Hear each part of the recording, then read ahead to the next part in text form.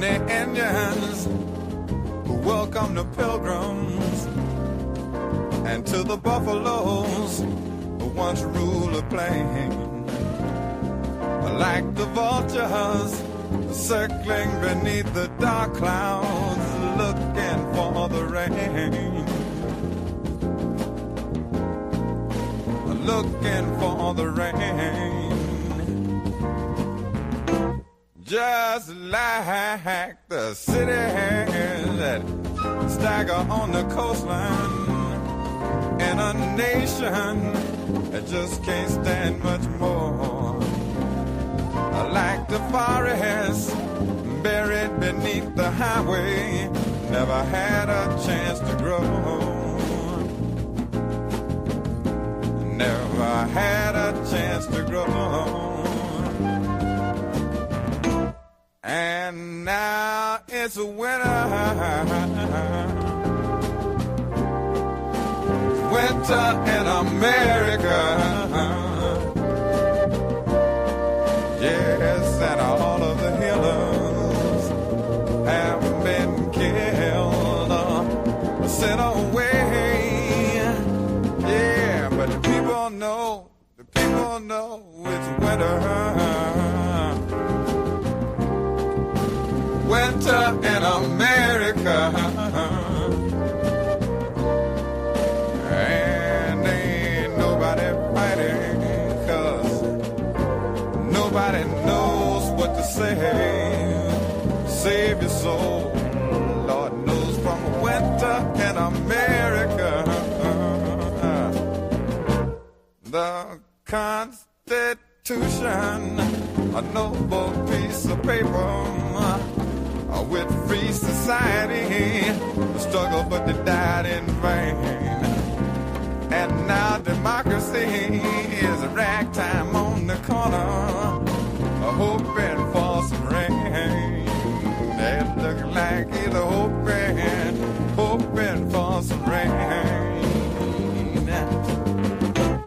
And I see the robins perched in barren treetops. They're watching last-ditch races marching across the floor.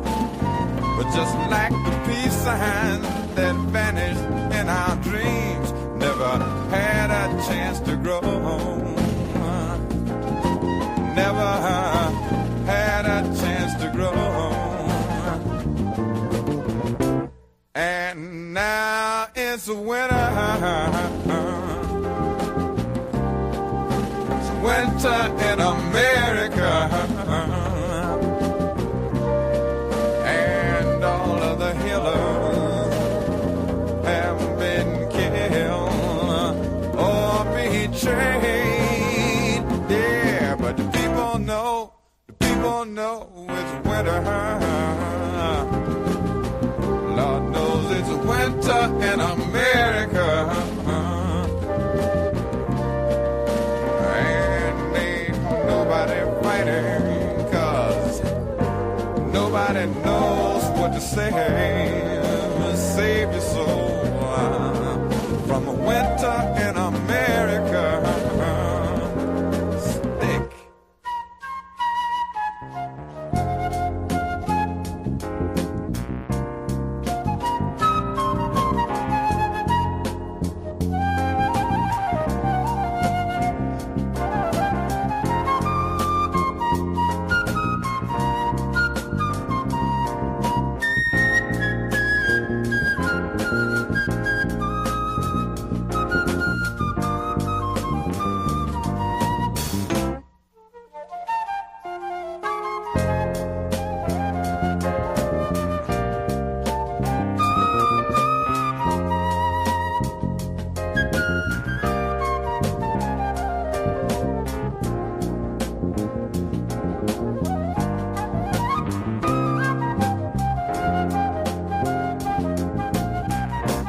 And now it's winter, winter in America.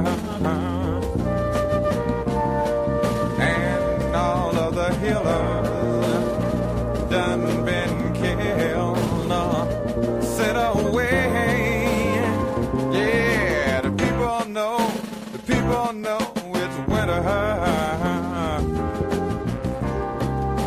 winter in America. And ain't nobody fighting 'cause nobody knows what to say. And ain't nobody fighting 'cause nobody knows, nobody knows.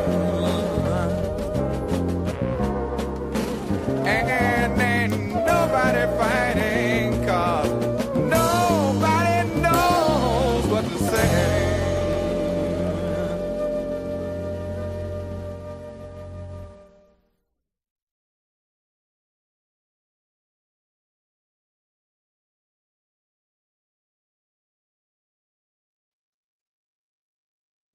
Yes, sir. Yes, sir. Yes, sir. Peace and love, everybody.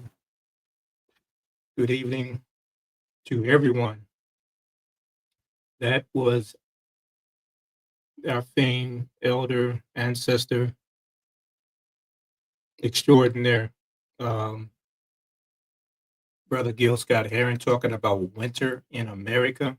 I always think that, you know, whatever I do and however way I promote my show, I always try to bring something in that has some significant meaning to the discussion surrounding the order of the day. And as I say, whenever I do anything, I always allow myself to be led by spirit. So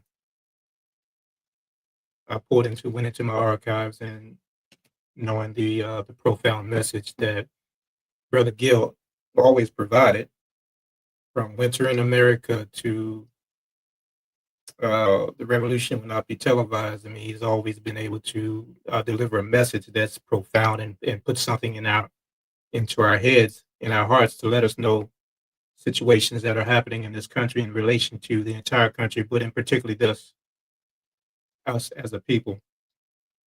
So he's discussing winter in America and how the things that are happening with politics, with democracy, and it being under attack, particularly today. I thought that song was fitting. So I mean, he laid it down. It being winter in America, which is ironic because in the next few weeks we'll be going into spring, the rebirth of life. But here in America, we're dealing with and going into some deep uh, storms that can be considered blizzards, can be considered hailstorms. Not hailstorms, but ice storms. The harsh and cold weather of winter, the life of winter in America. So stay tuned. Every when I do my promos for my shows, when I come in, I always try to deliver a message. Stay tuned, stay prayed up, stay focused, do everything that's necessary to stay dialed into what's happening in this country and how we need to lean on ourselves, lean on spirit, lean on God energy, lean on everything that's required for us to be able to navigate through these times and these spaces. So yes, winter in America, winter is here. Winter in America is here.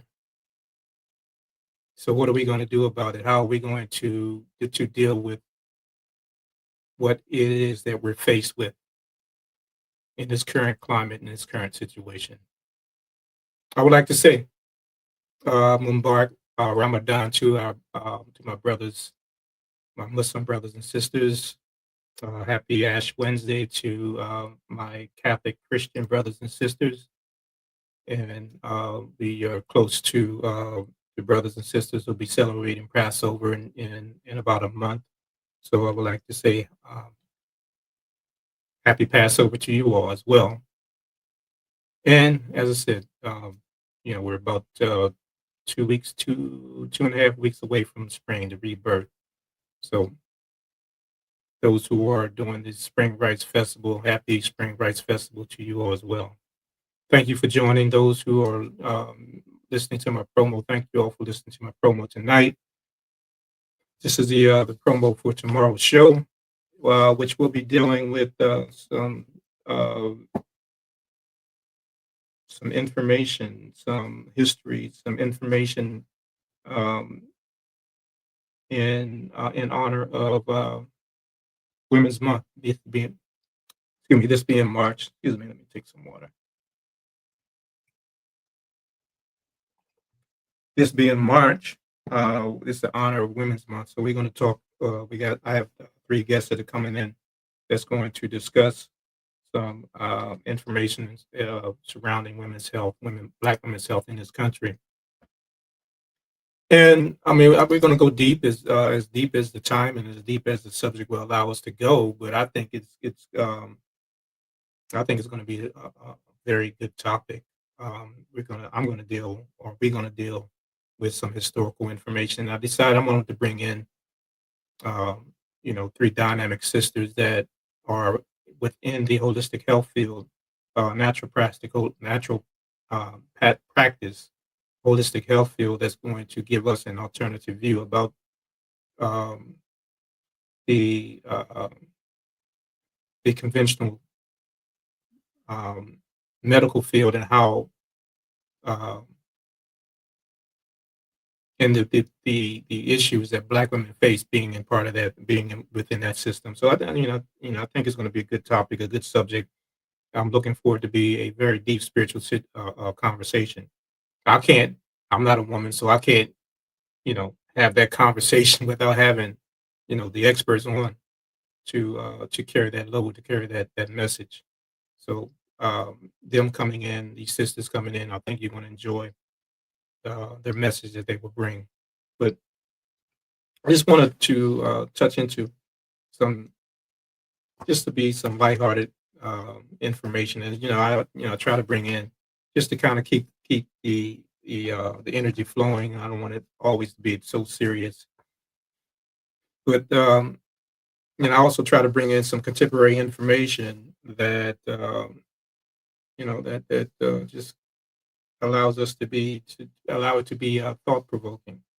So I pulled off some articles from the Washington Post that that kind of deals with health to some degree.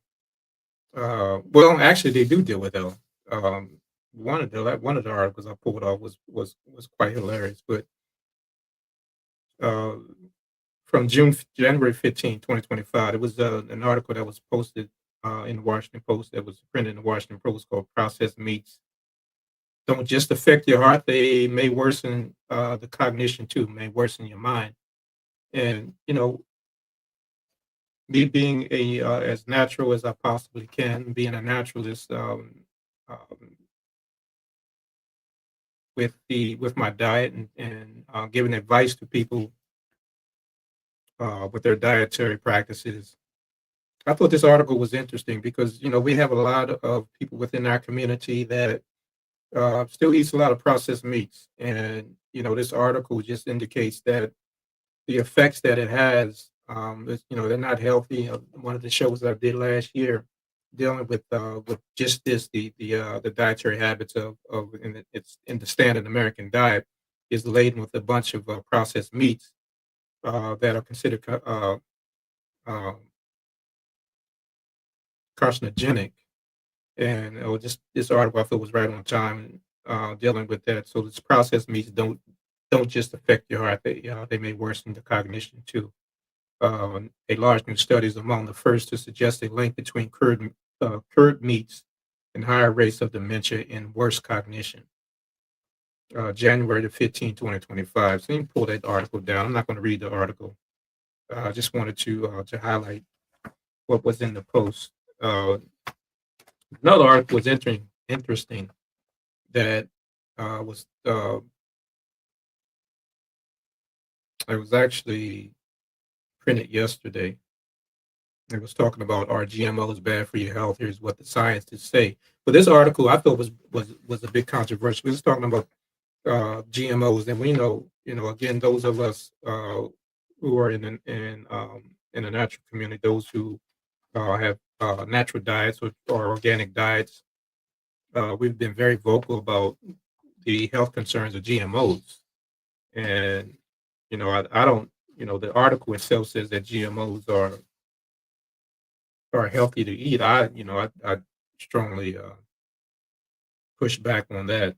Uh, with the title of the article, "Are GMOs bad for your health?" Here's what the science say. There's nothing inherently unsafe about genetically modified foods. It's the potential herbicide exposure that should give you pause. Which again, I mean, I don't know. The what science that the doctor, the ones who had written this article, what science um, that she is referencing. As far as I know, many of the studies that I've read um, do not um, back what she's saying.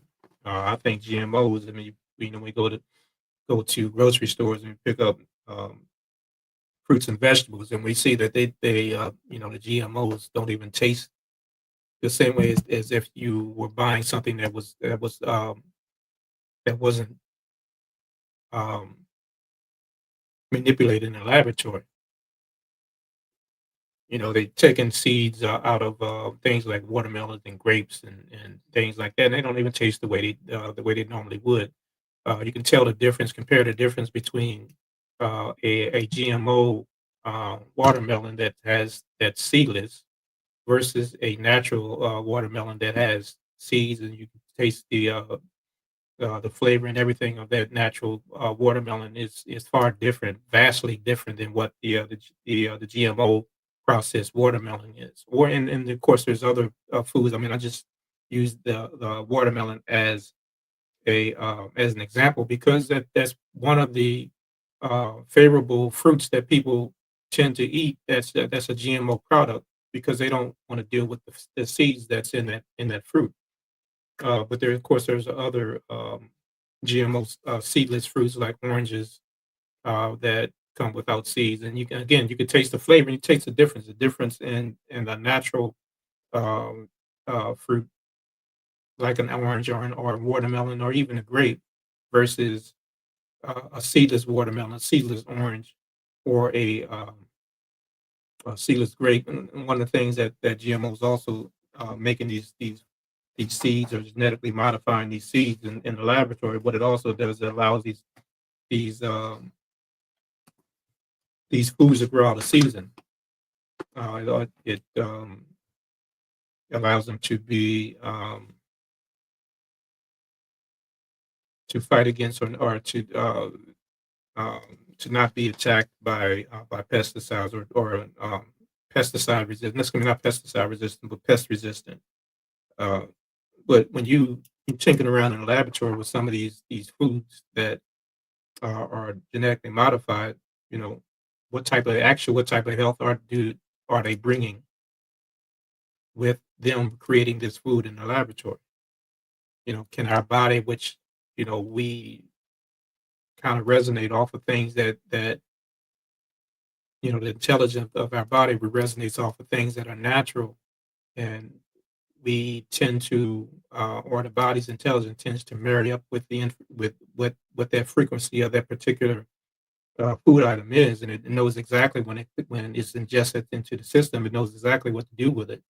Whereas you have something that's synthetically processed and synthetically made, it confuses the intelligence of the body, and it has to kind of figure out, what is it that I'm eating? What is it that I have to digest? What frequency is this food on? Is it married up with my genetic makeup? Can I determine what to do with this system when this food when it hits when it comes into my system? So that's one of the concerns that those who are against these GMO foods. That's one of the concerns that we have um, with genetically modified foods. But I mean, it deserves to have more research, for sure. Another article that I pulled up, I thought this was interesting. It's a funny article, and it's interesting because it says swearing is linked with increased pain tolerance and strength. Researchers are working to understand why swearing may help in a number of circumstances, with a major focus on pain and how it can more effectively be used in a critical setting. So this in it alone, I mean, I don't. Again, they're doing these different. Uh, they're doing um, different tests and different studies. Um, and to be honest with you, I don't know how they come up with some of these studies and how they even get funding for some of these studies. But I thought it was interesting because you know they tell us, or we are told that cursing or swearing is something that's unethical. Um, you know, whether you consider it to be unethical or not, maybe people don't look at you. Those who are cursing a lot or swearing a lot, they don't look at you. They may look at you differently now, based on this article. Um, so it's saying to you that the more you curse, uh, I guess the less stress you have or the less pain increase your pain tolerance. But that's music to the ears of those people, those who curse a lot. Um, I don't swear or curse as much as I used to in my younger years. I used to have a very potty mouth, um, and I joke with friends and family about how much I used to curse and how much I used to swear. I'd say every third word out my mouth was F or MF this, and now I guess we have permission now. We can drop F bombs all over the place because we have an excuse. We have permission to do this because it's great for pain tolerance. Um, but I thought it was interesting because I come up with all these different types of articles that kind of breaks the ice and just kind of um, opens up conversation, just put something in the minds of the people so that things aren't, although they are serious, but things don't have to be always as serious as, we have to be available to avail ourselves to comedy sometimes too. But one thing that's kind of that is going to be a preface to the discussions that um, I and my guests are having tomorrow is dealing with the health of Black women and the history of health, the historical health of Black women, and how Black women have been abused in the medical system, and what needs to be done to first of all understand the significance of that, the impact of how Black women are abused within the medical system, and find ways to be able to understand physically, mentally, and spiritually the impact that has with the biasness, the discrimination within that system. Many might say that these are just conspiracies or what have you, but again, the research backs it up. The book that was written by Harriet A. Washington, Medical Apartheid, which he had done some extensive research on historically, the experiments and things that were done to Black women to bring about what the traditional or conventional medical field uses as treatments today. I mean, they use Black women as the guinea pigs. I don't like to use that term, but they use them as the foundational experiments to bring about the treatments that are existing today. I'm not going to go deep into that tonight because I want to save that conversation, that topic for tomorrow. But what I am going to deal with is something that's pretty much parallel to the what we are faced with collectively as a people in this country, and what we've always been faced with collectively as a people in this country. So I'm going to relate that to um,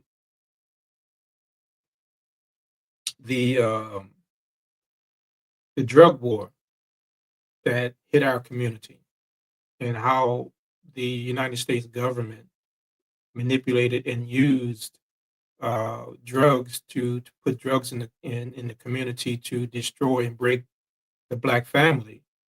Uh, I have an article that I pulled off, and I had done a little more research on it as well. But this is an article that it was quick and clean.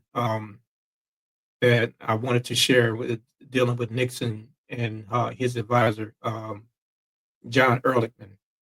But it says Nixon advisor admits war on drugs was designed to criminalize Black people.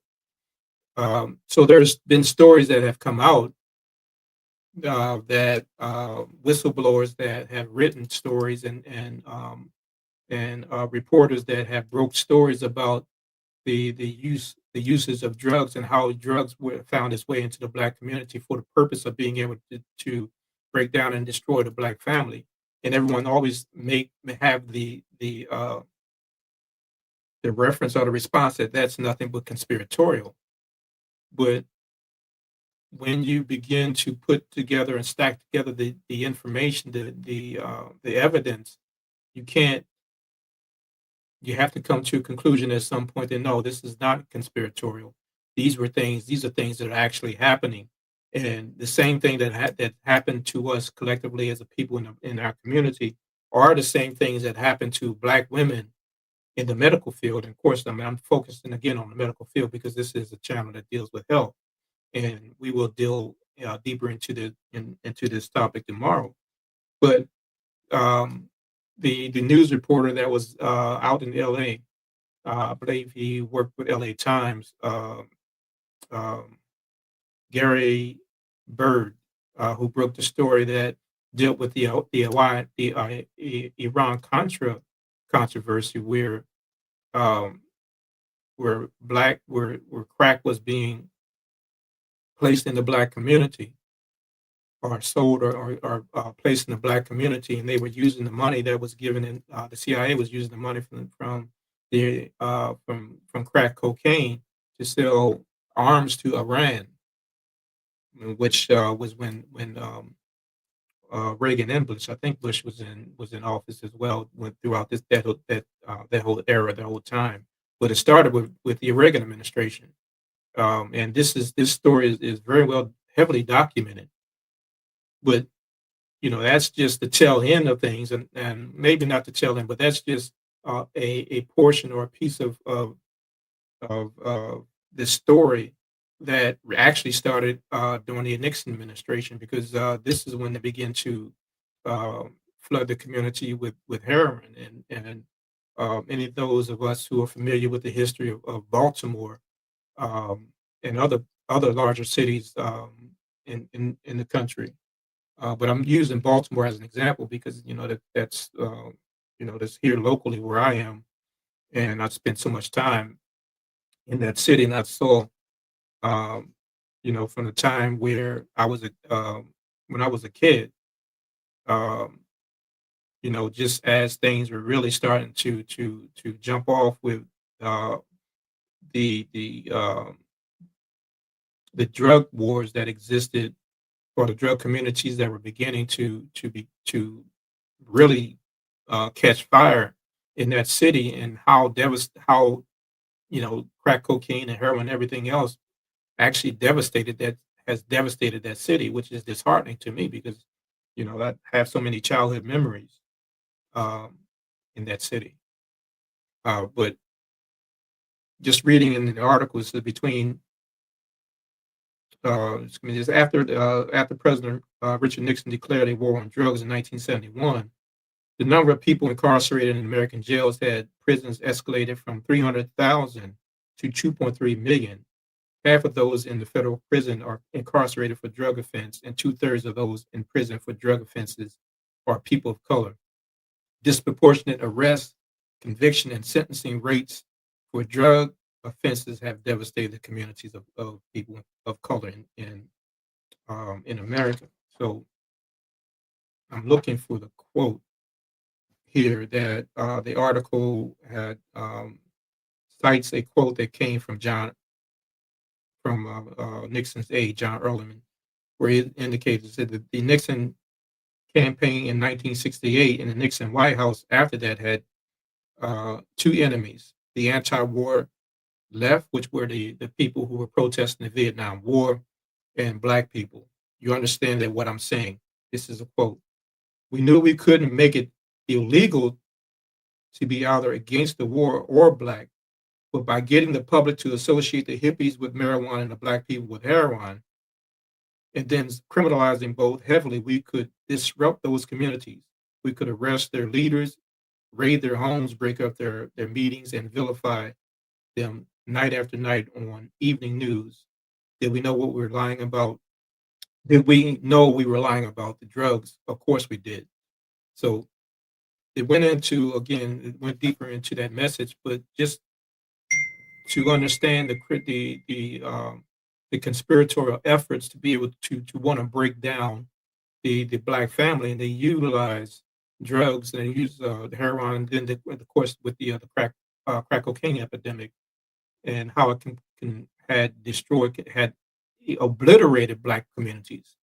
When heroin itself was devastating enough, but when crack cocaine came in, I mean, whole communities were wiped out, whole families were destroyed, and we think that these things happened, um, you know, without it being something that was calculated. But we, as we continue to research and do and dig into do our research and dig into to the research and of work that was done by whistleblowers like um, the person like Gary Bird who broke the story about crack cocaine.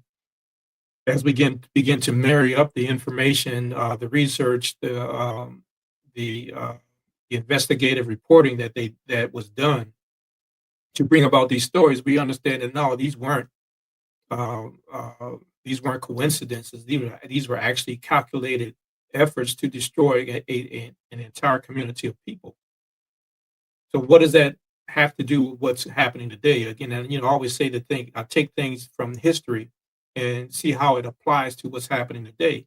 The the um, the onslaught, the the direct um, efforts to continue to destroy and oppress the lives of black families is continuing on today.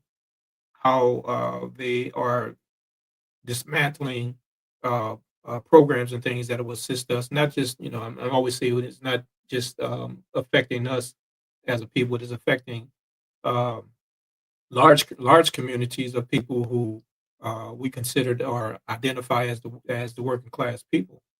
But understanding that whenever the United States or whenever America or United States catches a cold, a black community catches pneumonia. So we're being affected by it, and we're just beginning to see uh, the ramifications that what's happening in this current administration um, has the potential of doing to us as a community. So, as I start to wind down my message for tonight and continue on with my show tomorrow, we'll tap again deeply into this, but we're going to go deeper into what's happened to the to the black family, to the black woman, who has always been a an anchor to the family. She's always, the black woman has held things down and keep things afloat. While the attack of the black man with the incarceration and criminalization of drugs in the community were removed from the home. It was the black woman that has kept things on lock while the black man was being removed from the home. So we're gonna deal with that topic and go deeper into that. Uh, but I'm going to sign off. It's been a long week for me. Um, I know this is just Wednesday, but it's still been a long week for me. There's things that I had to have done personally that's kind of robbed my energy. So I'm still trying to recuperate and regain my energy and to be strong. And I need to have that strength for tomorrow, because tomorrow is going to be a very uh, energized show with my guests, and uh, how I'm expecting that conversation to go. So thank you all for joining and listening to my promo. Uh, Tomorrow, I'll be back live again on Facebook and on YouTube, both Facebook channels and on my YouTube channel, 7 o'clock p.m. Eastern Time. Until then, again, thank you all for joining me for tonight. Until then, I'd like to say, where's my mouse? Come on now. All right. Peace and love, everyone. Until we meet again.